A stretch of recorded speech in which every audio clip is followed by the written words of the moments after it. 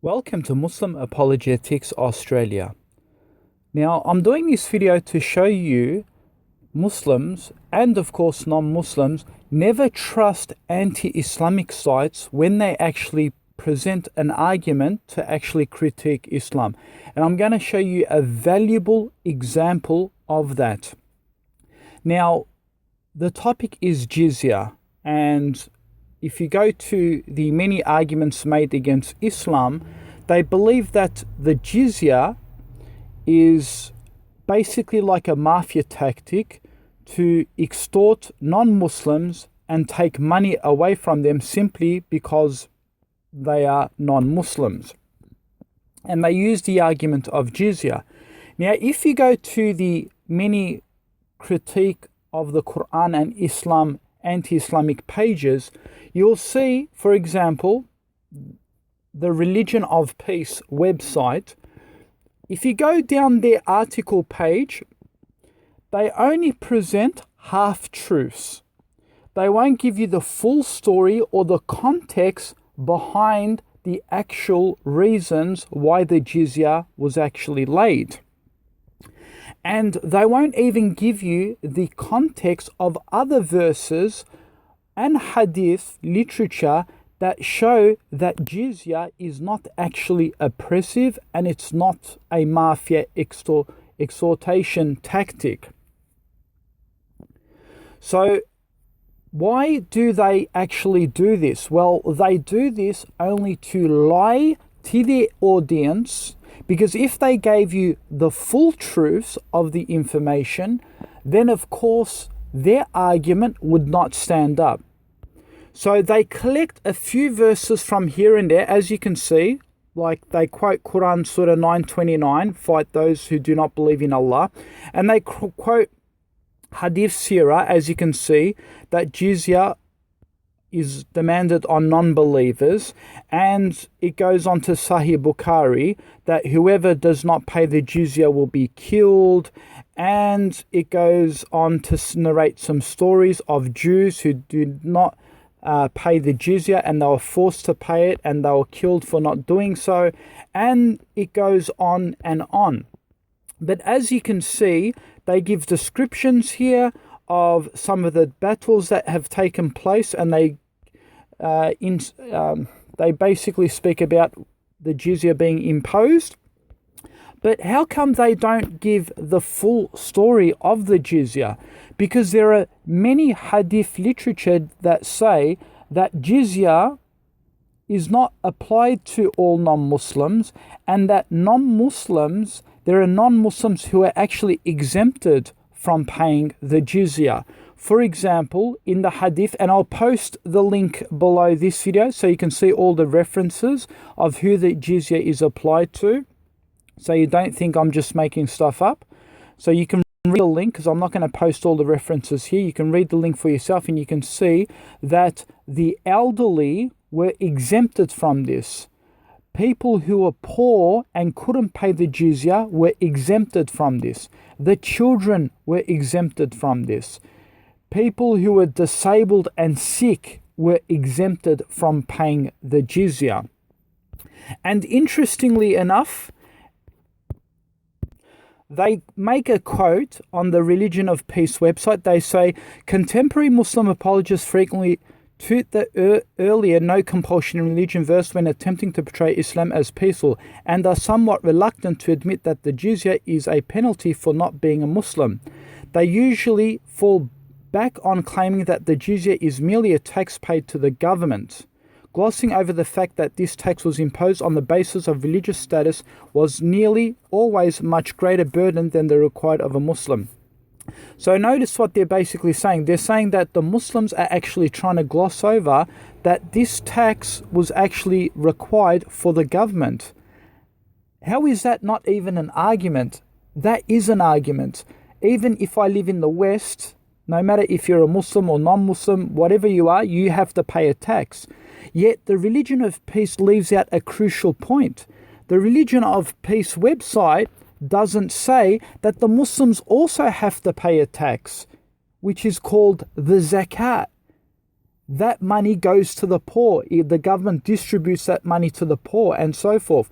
So why do they leave out truths saying that a tax is only applied to non-Muslims, when in fact Allah has also ordered the Muslims to pay a tax, a particular tax that has to go for charity and the poor. And this tax that the Muslims have to pay, it's compulsory. It is a compulsory tax that the Muslims have to pay. The interesting thing is they expect non-Muslims to live under a khilafah, an Islamic state.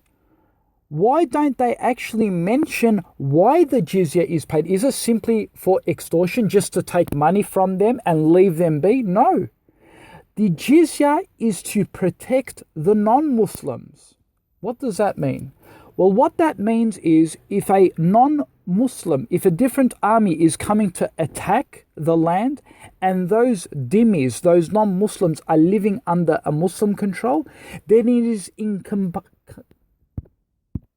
prescribed by the Khilafah, it is incumbent to defend those Muslims against, the Muslims and the non-Muslims against an invading army.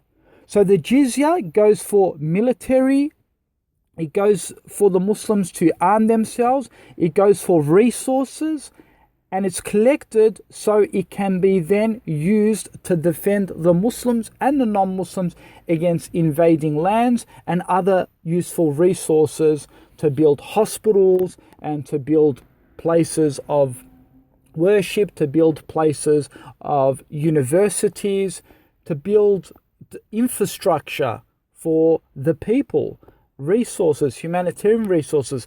So basically, notice that the Religion of Peace website does not mention any of that in their article. No, it gives you one narrative, half-truth, and they don't post anything else behind it.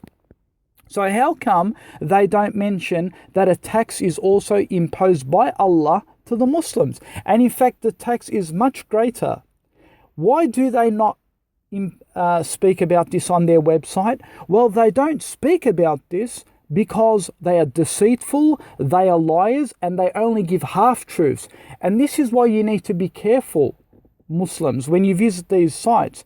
Don't be deluded, because there's always two sides to the story. There's another side to the story, a side that they are concealing from their viewers. And this is why they are misleading a lot of people, non-Muslims as well, because the non-Muslims are going to these pages and they're obviously uneducated, and they look at this and they say, oh, look, it's cruel, this is barbaric, this is like a mafia cult taking advantage of non-Muslims.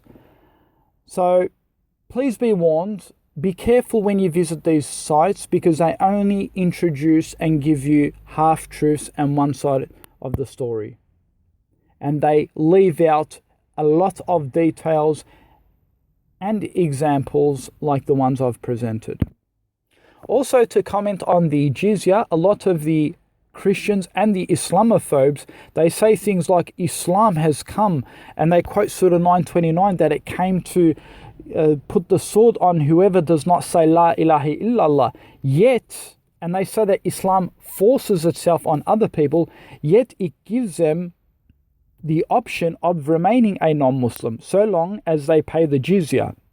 Notice, so long, and if they pay the jizya, it's part of the covenant that they accept that the Muslims will now protect them under their constitution. You see? So are these Islamophobes expecting to live under an Islamic constitution and under an Islamic advancement and under an Islamic occupation and under an Islamic protection, under an Islamic justice where Islam has to now protect them and build their infrastructure? Are they expecting that you're just going to live there for free?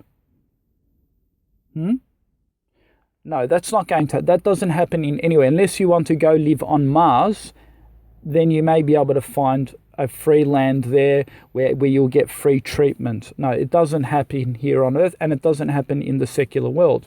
And of course, if they say this is a religious discrimination, well, now they're going to have to explain Is it also a religious discrimination that the Muslims are also being taxed? That the Muslims also have to pay a form of zakah? They have to pay this, right? And if they don't pay it, now you may say, oh, well, the Muslim army is not going to punish the one who is doing the zakah, who is not doing the zakah, for example. I'm sorry, but Allah is a worse punisher than those Muslim khilafas. So if you don't pay it, you'll be punished in hellfire. And that is actually something fard upon Muslims to do. It is something compulsory. It's not even optional. So their arguments are nonsensical. They leave out half-truths and they only present half-truths. These are the condescending, deceitful people from the Religion of Peace website. Now, there are the argument that we could debunk as well. They say if you don't pay the jizya, you get killed, and that's part of being a mafia and so forth. But we've already shown the people who are exempted from paying it. So these are the people who can pay it are those who are wealthy, those who have the money, and those who are the healthy people. Now, if they're not paying it, they're going to get the repercussions of it. And if that's deaf, I mean, they didn't have solitary confinement back then. You got to understand the historical context of these matters as well. I mean, they didn't have funds to do prison populations, build great prisons, and put people in such systematic positions. So, of course, those who broke the rules and those who persisted in breaking the rules, then of course they were dealt with. But you got to understand that even in the Western Hemisphere, even though we have other resources, in the West you still get imprisoned, and you can be imprisoned for not paying your governmental taxes. So to now say that Islam is unjust and barbaric for killing those who don't pay it, yet secular systems also apply punishments, although it may not be death, but it's still punishments for that crime, then I think there is a double standard in that argument. The Religion of Peace website also cite Abu Dawud, number 3066.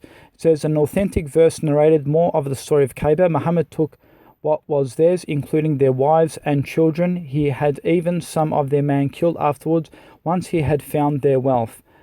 Actually, when the treaty is broken, then it becomes war, because the jizya, remember, it is part of Surah 929, fight those who do not believe in Allah, because these people were doing treacherous wars against the Prophet Muhammad. So when they break the jizya obligation, they break the covenant and the truce. Therefore, a war takes place. And in that case, it's no matter of a jizya now. It's not a matter of jizya now. It's actually a matter of war. And of course, we know, even through biblical traditions, that spoils of war are taken.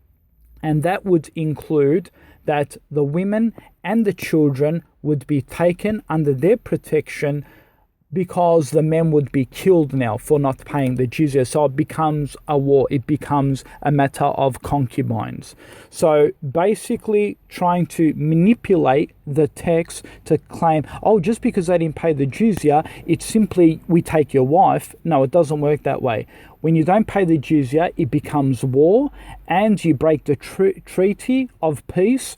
And what happens is you go to war, and through war, there are effects of concubines, and people get obviously displaced because the men die, and now the children and the women need to be looked after. So basically, notice how the Religion of Peace website clearly manipulate the text, and the text doesn't actually say that through a historical perspective on Islam. The Religion of Peace website also made blatant lies. They go on to say this lucrative extortion racket was practiced down through the centuries and was part of the brutal Ottoman rule over Christians, Jews and others. The Serbs of Europe were particularly hard hit and often had to hand over their children to satisfy the collector. The children were then converted to Islam and trained as jihadi warriors. There is actually no source to this, and if it does, it will probably come from a lying anti-Islamic source, Western history, but it does not. No Islamic history actually records such a thing. This is actually a blatant lie that the children were forced from them in expense for the jizya. This is a complete lie, and there is absolutely no evidence for that. So they actually blatantly lie, even on their websites. You will see more lies recorded on their website. They say that M.A. Khan recounts that some Islamic clerics encountered tax collectors to spit into the mouths of Hindu dhimmis during the process. He also quotes the popular Sufi teacher Sheikh Ahmad Shirindi, who says, "The honor of Islam lies in insulting the unbelief and the unbelievers, kafirs. One who respects kafirs dishonors Muslims." Actually, this is a complete lie, because the Quran actually commands to respond to hatred with peace. If a person comes to you and starts mocking you and mocking your religion, the true believers turn and say peace to them. And I'll put the reference of the verse of the Quran below this video. So how can you now then claim that we could just go out and spit in the mouth of the kuffar? This is just ridiculous. It's nonsensical. And they quote a Sufi teacher and a Sufi sheikh, which is un-Sunni scholarship. So to claim and put a commentary on what some sheikh said is irrelevant to the topic. If you want to make a case, you need to bring the Quran and the Hadith and then use that as an evidence, not quote some Sheikh Shindi somewhere on Mount Dandenong.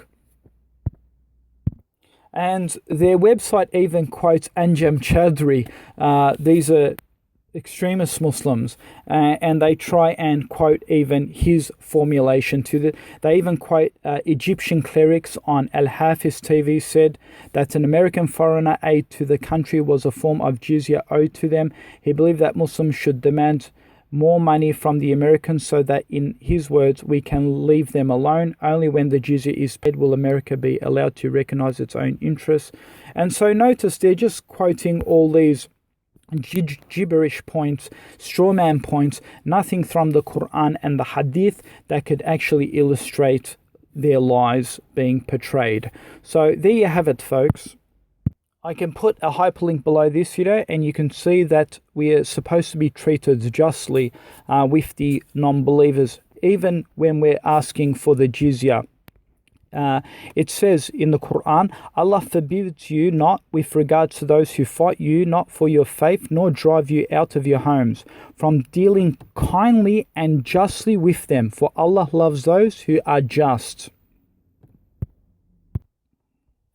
Kindness are the most sublime types of dealings. Thus Allah predains this degree of good treatment with the parents. This is clearly a potential clarified and expressed by the Messenger of Allah, peace and blessings be upon him. In another hadith he said, kindness is good moral and ethics.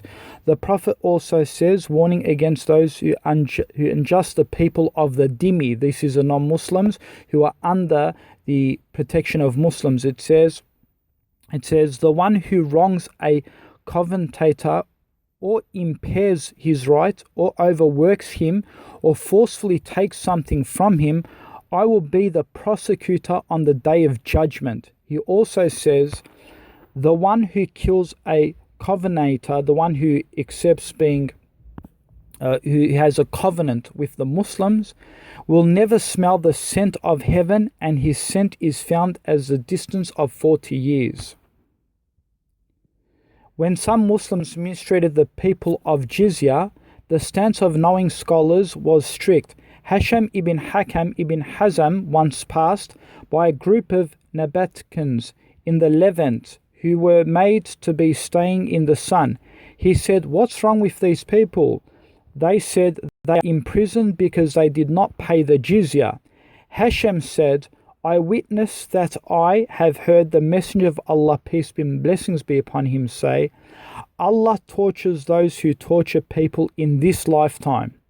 He said, and their rulers at the time was Umar ibn Said on Palestine. So he went to him and passed his orders, so they were discharged. So notice, the people of Jizya were left under the sun, and Hisham came up to them and warned the person at that time and said, remove them from here, because Allah will torture you and punish you for punishing his creation like this. So as for the commandments of the Quran and through the hadith narrations, you can see a clear, distinct justice given to people who are dhimmis under the rule of Jizya. So notice the anti-Islamic website will not mention these hadiths.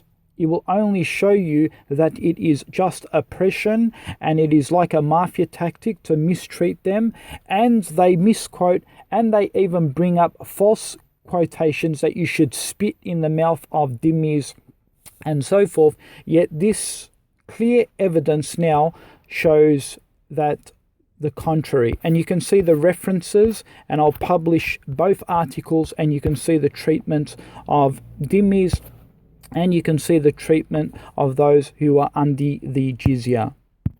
Have a look at this from Ibn Abbas. Isn't this just now an amazing narration? Have a look. The Sessa Ikrama, the servant of Ibn Abbas, interpreted this as the image of payment of jizya to Muslims. He said, they should be standing up while giving it, while the takers should be sitting down. As the giving hand has always been the upper hand, so it should be the upper. They were required to make the jizya payer feel their superiority over him and not his superiority over them. Al-Qurtubi says in his interpretation, so the hand of an almsgiver is made the upper hand, while the hand of the jizya giver is the lower hand, while the hand of the jizya taker is the upper. So look how it even has built the status of the one who gives money. So even when you're collecting money, you should go to them like a beggar, like as if you are asking, as if you are in need and they are helping you. This is, look how Islam in its context has humbled even the one who's supposed to take the jizya. Notice this is a clear, different picture than the one the religion of peace presented, as if the Muslims are standing over them, spitting on their face and demanding the jizya, when in fact you should humble yourself when you're asking for the jizya, being kind to them and showing that your hand is lower than them. This is what the Islamic teachings teach. And all the references will be posted below this video. You will see the arguments refuted. Here are 3 testimonies from Western historians. A person might ask, have Muslims realized these magnificent ideal principles?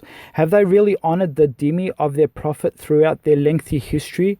We will hereby state 3 testimonies by Westerners who repeated the truth duly established in our great history. Waldurant says, the people of dhimmi, Christians, Zoroastrians, Jews and Sabians, enjoyed a degree of tolerance during the Umayyad rule which can never be assimilated to Christian countries nowadays. They were free to practice their rituals, they maintained their churches and synagogues, and the only obligation was that they should wear a special color and pay tax for every person pro rata his income. This sum ranged between 2 and 4 dinars. This tax was exclusively levied on non-Muslims who can go to war. However, priests, women, children, slaves, elderly men, the disabled, the blind, and the destitute were exempted from the tax. Dhimmis were exempted from military service in return. Look at that. Even the dhimmis did not have to comply to military service. They were exempted. They were also exempted from zakat, which is 2.5% of the annual income, and the government was bound to protect them. Adam Mitz, in his book The Islamic Civilization, says, dhimmis used to pay jizya each pro rata his income. Jizya was similar to national defense tax, as it was only paid by men who can go to war, while the disabled priests, clergy were exempted unless they have wealth. Thomas Arnold, in his Preaching of Islam, says, "The purpose of levying this tax on Christians, as regulated by some researchers, was not a form of punishment for not accepting Islam. They rather used to pay it with their remaining dhimmis, namely non-Muslim subjects of the Islamic State whose beliefs prevent them from joining the military service, in return for protection secured them by Muslim swords. Islam thus is patently cleared by the historically testimony of objective non-Muslims from the allegation attributed to it by the unjust and non-objectives."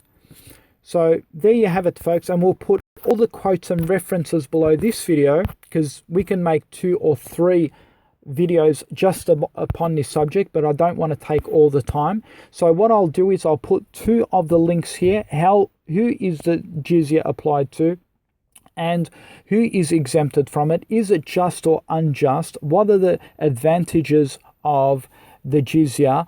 And is there double standards and inconsistencies, since the Muslims have to pay it too? And this will give you more of a clarification and in-depth analysis over these silly, incoherent, dishonest websites that present only half-truths. So thank you for listening.